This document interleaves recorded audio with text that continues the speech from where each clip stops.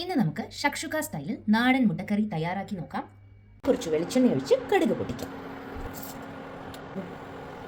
കുറച്ച് കറിവേപ്പില അതിലോട്ട് ഇടുക. ഇനി ഇതിലോട്ട് നമുക്ക് ഇഞ്ചി, പച്ചമുളക്, വെളുത്തുള്ളി എന്നിവ ചേർത്ത് നന്നായി ഒന്ന് ഇളക്കി കൊടുക്കാം. ഇവ നന്നായി ഒന്ന് മൂത്തതിന് ശേഷം നമുക്ക് അരിഞ്ഞു വെച്ചേക്കുന്ന സവാള ചേർത്ത് കൊടുക്കാം. സ്ലോ ഫ്ലെയിമിലിട്ട് തന്നെ നന്നായി ഒന്ന് വഴറ്റുക.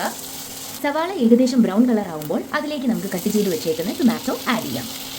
തക്കാളിയുടെ ഒരു പച്ചമണം മാറുന്നവരെ നന്നായി ഒന്ന് വഴറ്റി കൊടുക്കാം. അപ്പോൾ നമ്മുടെ തക്കാളി അത്യാവശ്യം വാടി വന്നിട്ടുണ്ട്. ഇനി ഇതിലേക്ക് നമുക്ക് മഞ്ഞൾപ്പൊടി, മുളക് പൊടി, കുരുമുളക് പൊടി എന്നീ മസാലക്കൂട്ടുകൾ ചേർത്ത് നന്നായി ഒന്ന് ഇളക്കി കൊടുക്കാം.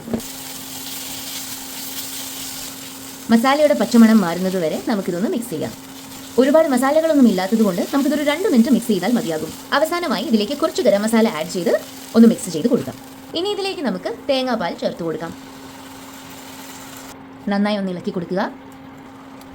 പാകത്തിന് ഉപ്പ് കൂടി ആഡ് ചെയ്തതിന് ശേഷം നമുക്കിതൊരു 1 മിനിറ്റ് അടച്ചു വെക്കാം. ഇതിലേക്ക് അവസാനമായി പൊട്ടിച്ചു വെച്ചേക്കുന്ന മുട്ട ഡയറക്റ്റായി നമുക്ക് ആഡ് ചെയ്ത് കൊടുക്കാം. നമുക്ക് പച്ച വെളിച്ചെണ്ണ ചേർത്ത് ഒരു 2 മിനിറ്റ് സ്ലോ ഫ്ലെയിമിൽ അടച്ചു വെച്ച് കുക്ക് ചെയ്യാം. ലിഡ് തുറക്കാണ്ട് തന്നെ നമുക്കിതൊരു 5 മിനിറ്റ്സ് മാറ്റി വെക്കാം. ഇപ്പോൾ നമ്മുടെ ഷക്ഷുക സ്റ്റൈൽ നാടൻ മുട്ടക്കറി റെഡി ആയിട്ടുണ്ട്. ഇത് നമുക്ക് ചപ്പാത്തിയുടെ കൂടെയോ നാനിൻ്റെ കൂടെയോ ബ്രെഡിൻ്റെ കൂടെയോ സെർവ് ചെയ്യാവുന്നതാണ്. So have A look and enjoy your taste.